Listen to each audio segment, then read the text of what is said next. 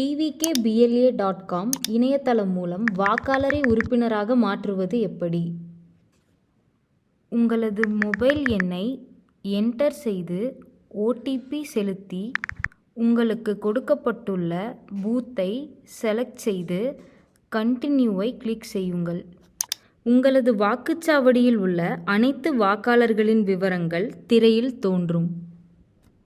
மேலே இருக்கும் search voters என்ற ஆப்ஷனை கிளிக் செய்ததும் வாக்காளரின் பெயரை டைப் செய்து சர்ச் செய்யுங்கள். பின்னர் அந்த வாக்காளரின் அருகில் உள்ள வாக்காளர் என்ற ஆப்ஷனை கிளிக் செய்து உறுப்பினராக மாற்றுக என்ற ஆப்ஷனை கிளிக் செய்யுங்கள். வாக்காளர் மொபைல் எண் என்ற இடத்தில் வாக்காளரின் 10 இலக்கு மொபைல் எண்ணை என்டர் செய்து ஓடிபி அனுப்புக என்ற ஆப்ஷனை கிளிக் செய்யுங்கள்.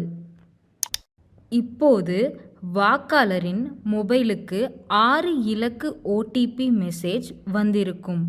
அதனை இங்கு உள்ள இடத்தில் பதிவிட்டு ஓடிபி என்ற ஆப்ஷனை கிளிக் செய்யவும்.